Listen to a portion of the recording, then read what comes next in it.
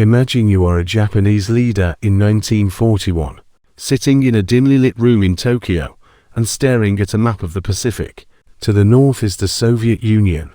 To the west is China, where your armies have been fighting for years. To the south lie British Malaya, the Dutch East Indies, and French Indochina, rich in oil, rubber, and other resources your country desperately needs. And far across the ocean to the east stands a giant, the United States of America. You know the numbers. You know that America has more factories, more steel, more oil, more ships, and more people. On paper, choosing war with the United States looks like madness. So why did Japan decide to do it anyway? To answer that, we have to step back into the mindset, the fears, the ambitions, and the miscalculations that led Japan to choose a path that many of its own leaders knew was dangerous and some already suspected was suicidal. 4 decades before World War II, Japan had been building an empire. In the late 19th and early 20th centuries, Japan modernized at incredible speed. It built factories, a modern army, and a powerful navy. Japan defeated China in the 1890s. It shocked the world by defeating the Russian Empire in 1905. It took colonies and territories, Taiwan, Korea, and islands across the Pacific. Inside Japan, this success created a powerful story. The story said, Japan is a rising modern power. Japan is the natural leader of Asia. Japan is surrounded by Western empires that once humiliated Asian countries. To survive and to be respected, Japan must be strong. Japan must never again be treated as a second-class nation. This idea became deeply tied to national pride and to the prestige of the army and navy. At the same time, there was a hard reality that did not go away. Japan was poor in natural resources. Japan had very little oil. It did not have enough iron ore. It did not have enough coal and food for its growing population. To feed its factories, its ships, its planes, and its army, Japan depended heavily on imports, and a large part of those imports, including vital oil and scrap metal, came from one place, from the United States. In the 1930s, Japan's leaders faced a cruel paradox. They wanted Japan to be a great power with a large navy and a modern army. But Japan did not control the resources needed to sustain that power in a long conflict. So they looked outward, to other parts of Asia. In 1931, Japan seized Manchuria in northern China. In 1937, Japan launched a full-scale invasion of China, attacking major cities and vast regions. The war in China did not go as planned. Some Japanese leaders had hoped for a quick victory, a short campaign that would force China to surrender. Instead, the conflict turned into a brutal, grinding war of attrition. Every month, the Japanese army used more fuel, more steel, more ammunition. Every year, the war consumed more lives and more money. Japan was sinking deeper and deeper into a war it could not easily end.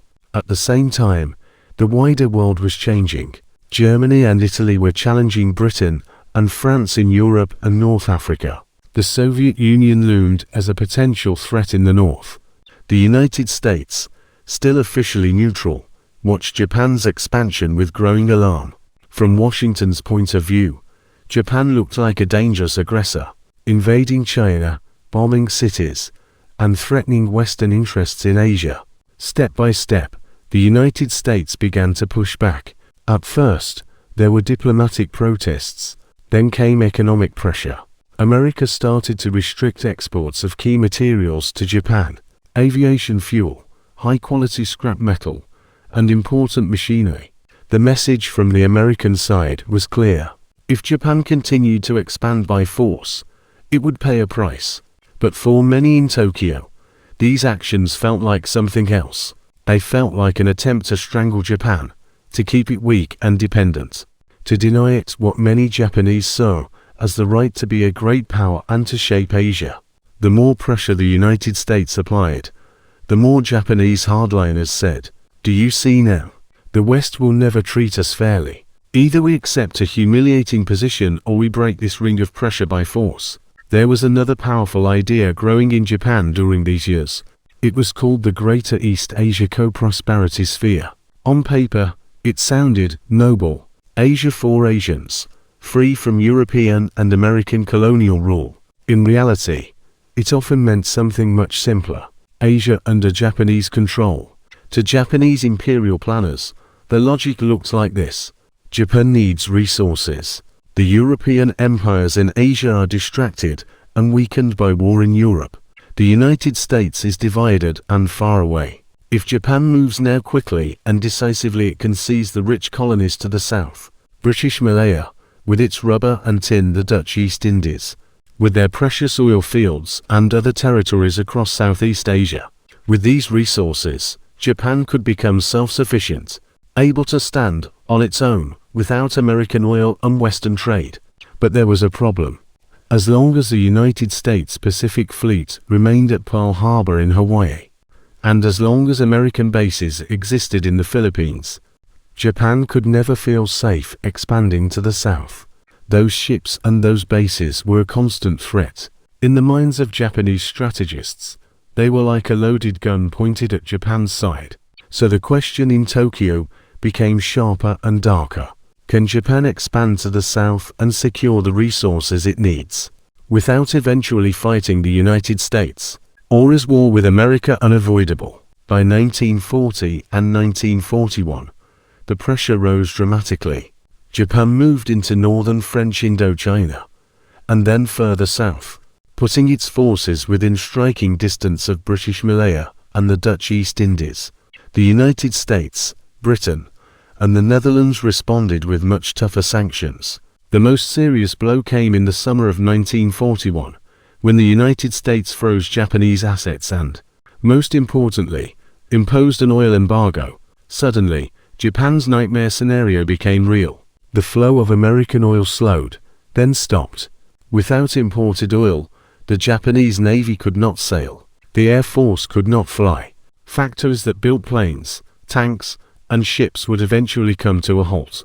Japan did have reserves stored oil that could last for a while but not forever. In Tokyo, planners began to calculate how long they had before the tanks ran dry. Some estimated that, without new sources of oil, Japan might have only a year, or at best a year and a half, before its war machine would start to collapse. This created a brutal sense of urgency. Now the question was no longer an abstract, should we fight the United States? It became much more direct and frightening. Do we accept American demands and pull back our forces, abandoning much of what we have gained in China and Southeast Asia? Or do we strike quickly, seize the oil fields in the south by force, and try to hit the United States so hard at the beginning that America chooses negotiation instead of a long, exhausting war? Inside Japan's government, there were different voices. Some civilian leaders and diplomats wanted to find a compromise with Washington. They argued that war with the United States would be long, costly, and extremely risky. They pointed to America's vast industrial capacity and said, "You cannot beat a giant like that in a drawn-out war."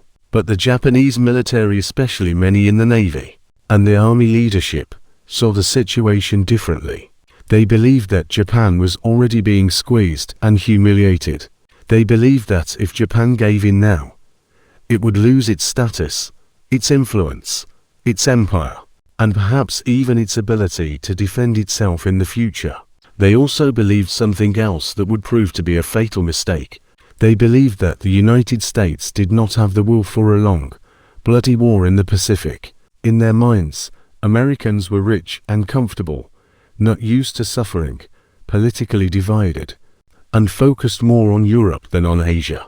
If Japan could deliver a sharp, shocking blow at the start of the conflict, destroying the United States Pacific Fleet and capturing vital territories, then, they thought, America might prefer to negotiate, to accept Japan's new position in Asia, rather than fight a long and painful war on the other side of the world. This was the core of the gamble. Japan did not choose to fight the United States because it believed it could outproduce America in a 10-year war.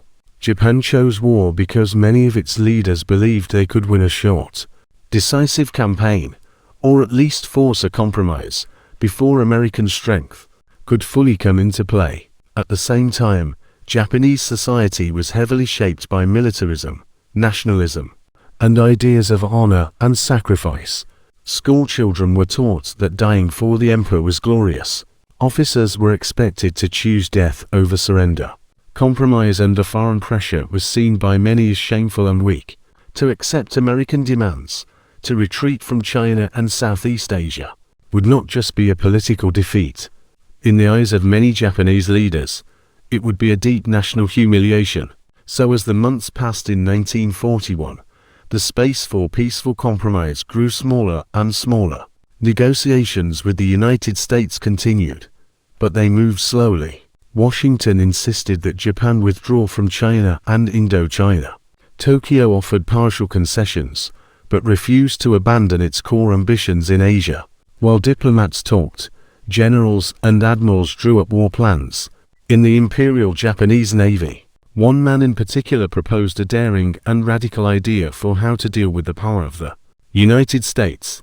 His name was Isoroku Yamamoto, the commander-in-chief of the Combined Fleet. He knew America well. He had studied there, he understood its industrial power, and privately, he feared that a long war with the United States would ultimately end in Japan's defeat. But if war was going to happen anyway, he believed there was only one realistic chance. Japan must strike first, with overwhelming force, and destroy the United States Pacific Fleet at the very beginning of the war. How? By launching a surprise air attack on the American naval base at Pearl Harbor, in Hawaii. If the main American battleships and warships were sunk in a single blow, Yamamoto hoped that America would be stunned, shocked by the scale of the loss, and reluctant to immediately launch a major counter-offensive. This, combined with rapid Japanese advances into Southeast Asia and across the Pacific, might give Tokyo the time and bargaining power it needed to create a new order in Asia, before the full weight of American industry could be brought into the fight. It was an enormous risk, but to many leaders in Tokyo in late 1941, it seemed like the only path left between slow strangulation under embargo and a bold gamble for empire. In the final weeks before December 1941, the decision hardened. Japan would choose the gamble, and the world would soon see how that gamble unfolded in the quiet morning skies over Pearl Harbor. On a quiet Sunday morning in December 1941, the gamble became reality. In the early hours of December 7th, a Japanese strike force approached the Hawaiian Islands. Its aircraft carriers hidden on the open ocean. On the decks of those carriers, hundreds of planes were being prepared for takeoff. Torpedo bombers, dive bombers, and fighters, all trained again and again for one mission. Their target was Pearl Harbor, the main base of the United States Pacific Fleet. On the ground in Hawaii, it was just another peaceful morning. Sailors were still asleep in their bunks. Some were having breakfast, others were relaxing on deck, writing letters, talking, enjoying the calm of a Sunday before duty. Then, just after 7:30 a.m., the calm was shattered. Japanese planes appeared over the island, flying low, their engines screaming. Pilots opened their cockpits and could see the harbor below, filled with battleships and other vessels. The attack began. Bombs and torpedoes smashed into ships anchored in the harbor. Battleships were hit, torn open, set on fire. Some rolled over, some sank where they lay. The Arizona erupted in a massive explosion. The Oklahoma capsized. Other ships took heavy damage. Airfields were struck, planes were destroyed on the ground. Hangars and fuel stores went up in flames. For many American sailors and soldiers, the attack felt surreal. Some thought it was a drill at first, then realized what was happening when bombs began to fall and machine guns opened fire. Within a couple of hours, the strike was over. Smoke rose over Pearl Harbor. Ships burned or lay half submerged. More than 2,000 American servicemen were dead. Many more were wounded. From a purely tactical point of view, the attack was a major success for Japan. The Pacific Fleet's battleships had been crippled or destroyed. It looked as if the main obstacle to Japanese expansion in the Pacific had been removed in a single, stunning blow. In Tokyo, the news was greeted with celebration. The plan had worked. The surprise had been complete. Pearl Harbor had been hit harder than many had dared to hope. At first glance, it seemed like proof that Japan's gamble had been wise. But even in this moment of triumph, there were cracks in the picture that would grow wider with time. The American aircraft carriers, the most important ships in modern naval warfare, were not in the harbor that morning. They were at sea. They survived. And something else survived too. Something harder to measure, but far more dangerous for Japan. American anger. The next day, the President of the United States addressed Congress and the nation. He called December 7th, 1941 a date which will live in infamy, and asked for a declaration of war on Japan. Congress agreed almost unanimously, whatever divisions there had been in America before. The attack on Pearl Harbor swept most of them away. Millions of Americans who had wanted to stay out of foreign wars now felt personally attacked. The question was no longer should we get involved overseas. It became how do we respond to this? For Japan, the calculation had been that a sudden heavy blow might shock the United States into negotiating. Instead, it united America in a desire to fight. Yet, in the months immediately after Pearl Harbor, it did not look like a disaster for Japan. In fact, for about 6 months, Japan's war in the Pacific seemed to be an unstoppable wave. While the world was still stunned by the attack on Pearl Harbor, Japanese forces struck across a huge arc of territory. In the Philippines, American and Filipino troops were pushed back and forced to surrender. In British Malaya and at Singapore, a major British stronghold fell in a defeat that shocked the British Empire. Japanese forces moved into the Dutch East Indies, capturing the oil fields that had been one of their main objectives. They pushed into Burma, threatening India and cutting land routes to China. Everywhere they advanced, the same pattern repeated itself. Strikes from the air and sea followed by fast-moving land operations, combined with enemy forces that were poorly prepared, underestimated Japan, or were simply overwhelmed. To many people watching events in early 1942, it looked as if Japan had been right. Its leaders had taken the risk, defied the Western powers, and were now building the Greater East Asia co-prosperity sphere they had talked about for years. Newspapers in Tokyo showed maps with Japanese control spreading over great portions of Asia and the Pacific. Propaganda boasted that the age of Western dominance in Asia was ending. Inside Japan, this seemed to prove that bold action and sacrifice could overcome even the apparent strength of countries like Britain and the United States. But under the surface, the same basic problem remained. Japan had won a series of brilliant opening battles. It had seized oil, bases, and territory, but it had not changed the fundamental balance of industrial and economic power. America was angry now, deeply united by a sense of betrayal and loss.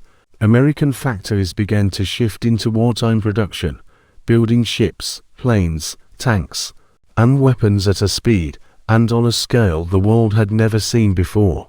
New carriers were laid down, new planes were designed, new crews were trained. Every month that passed, the relative strength of America in the Pacific grew. Meanwhile, Japan faced limits it could not ignore. Its shipyards and factories worked hard, but they simply could not match the output of the United States. Every pilot lost in combat was harder to replace. Every ship sunk was a serious blow. Japan had built its strategy around the idea of a short war, a war in which early victories would force its enemies to accept a new status quo. But the early victories had done something else instead. They had convinced the United States that Japan was a serious and dangerous enemy that had to be defeated completely. The war that Japanese leaders had hoped to keep short was already beginning to stretch out. In 1942, the first cracks in Japan's winning streak began to appear. Battles at the Coral Sea and, more importantly, at Midway, showed that the American aircraft carriers that had escaped Pearl Harbor were now ready to fight. At Midway, Japan lost 4 frontline carriers, a loss that it would never truly recover from. For the first time, Japan's naval power in the Pacific took a serious step backward. Soon after, the long, brutal campaign for Guadalcanal began, a struggle of attrition that Japan could not afford. Slowly, the war was turning into exactly the kind of prolonged conflict that some Japanese leaders, including Yamamoto himself, had feared from the beginning. The original question, why did Japan decide to fight the United States, knowing its potential, now had a clearer shape. Because Japan believed it had no safe way back. Because its leaders feared slow strangulation more than sudden danger. Because they trusted in courage, skill, and surprise more than in raw industrial numbers. Because they misread America's political will and overestimated their own ability to finish the war quickly. In the next phase of the story, each of those beliefs would be tested in the fires of a long and exhausting Pacific War, and the cost of that miscalculation would become painfully clear. As 1942 turned into 1943, Japan's early victories began to fade into memory, and the true weight of its decision to fight America started to press down on every front. In the beginning, Japanese leaders had imagined a short, sharp war, cripple the Pacific Fleet, seize the resources of Southeast Asia, build defensive lines across the Pacific, and then force the United States to accept a negotiated peace. But America chose a different path. Factories in America were now working day and night. New shipyards rose along the coasts. Car plants began to produce tanks and trucks instead of civilian cars. Aircraft factories turned out bombers and fighters in numbers that would have seemed impossible only a few years earlier. Every month, America was launching more ships than Japan could hope to sink. Every month, new pilots, sailors, and soldiers were finishing training, ready to take the fight across the Pacific. Japan, by contrast, was beginning to feel the limits of its strength. It had captured oil fields and resources, but keeping them safe and transporting that oil back to Japan was becoming harder and harder. American submarines began hunting Japanese merchant ships, sinking tankers and cargo vessels that carried fuel, food, and raw materials. Each sunken ship was not just a number on a report. It was one more cut to Japan's ability to keep its war machine running. At the same time, the battles themselves were becoming more costly. On islands like Guadalcanal, in the jungles of New Guinea, and later across the Central Pacific, Japanese forces fought with fanatical courage, but they were worn down piece by piece. Japan's military culture encouraged fighting to the last man. Surrender was despised. Unit after unit was destroyed completely, rather than retreat or give up. For a time, this impressed and shocked American troops. But in the long run, it created a terrible imbalance. America could replace its losses. Japan was sacrificing soldiers and especially experienced pilots faster than it could train new ones. In the air, this was especially brutal. The pilots who had flown at Pearl Harbor, and in the early campaigns of the war, were among the best trained aviators in the world. But as they were killed in combat, they were replaced by younger men who had received few hours of training in weaker conditions. Meanwhile, American pilots were getting better planes, better training, better tactics, and overwhelming numerical support. Japan had wagered that quality, surprise, and spirit could outrun the raw quantity of American industry. But by 1943 and 1944, it was becoming clear that the numbers mattered more and more with each passing month. At sea, new American aircraft carriers and fast battleships pushed across the Pacific, island by island. Operations in the Gilbert, Marshall, and Mariana Islands brought the war closer and closer to Japan's own home territory. On land, every Japanese defeat meant not just a loss of ground, but a loss of men and supplies that Japan could not easily replace. And in the sky above Japan itself, a new threat appeared. As American bombers gained bases within range of the Japanese home islands, they began to strike Japanese cities and industries directly. Factories that produced aircraft and weapons were destroyed or damaged. Transportation networks were disrupted. Civilian areas were burned in devastating firebombing raids. The very industrial and urban system that Japan had built to support its rise, as a great power was now being torn apart from above. Inside Japan, the effect was devastating. People who once believed in a fast, glorious war now faced hunger, shortages, and fear. Families stood in long lines for food. Children watched the sky for bombers. Entire neighborhoods disappeared in nights of fire and smoke. And yet, Japan's leaders found it incredibly difficult to step back from the war. Why? Part of the answer lay in politics. The militarists who had pushed Japan toward expansion in the 1930s still held great power. They had made the decision for war. To admit that the war had been a mistake meant admitting that they had led the country into disaster. This was not just a question of personal pride. It was also a question of survival. If the truth became too clear, their own positions, and perhaps their lives, would be at risk. Another part of the answer lay in ideology and culture. For years, the Japanese people had been told that their nation was destined to lead Asia, that their soldiers were invincible, that sacrifice was glorious, and that death in battle was better than surrender. To suddenly say, "We will negotiate, we will accept defeat," went against everything that had been preached in schools, newspapers, and speeches. Even when the tide of war clearly turned, many leaders chose to hope for a decisive battle that might change everything again. Just as early victories had done, they waited for a miracle that never came. As American forces drew closer, the fighting became even more desperate. On islands like Saipan, Iwo Jima, and Okinawa, Japanese troops fought to the very end, and civilians were caught in the middle of the horror. American casualties were heavy, and each new battle made American leaders more determined to end the war completely, so that such a conflict could never be repeated. By 1945, Japan's situation was almost hopeless. Its navy was shattered. Its air force was largely destroyed. Its cities were in ruins. Its people were exhausted and hungry. Yet still, some in the Japanese leadership hesitated to surrender. They hoped that if they could inflict enough casualties in one last, massive defensive battle, America might offer better terms. But America was now preparing a weapon unlike any the world had seen before. In August 1945, atomic bombs were dropped on Hiroshima and Nagasaki. The destruction and loss of life were on a scale that shocked even many in America. At the same time, the Soviet Union entered the war against Japan, invading Japanese-held territories in Asia. Together, these blows destroyed any remaining illusion that Japan could somehow hold on and negotiate from a position of strength. The emperor and key leaders finally chose to surrender. In August 1945, Japan announced its acceptance of the Allies' terms. The war that had begun with a surprise attack on Pearl Harbor ended with a recorded speech from an emperor who had long been considered almost divine, telling his people that they must endure the unendurable and accept defeat. So, why did Japan decide to fight the United States, knowing its potential? Because Japan's leaders believed they were running out of time.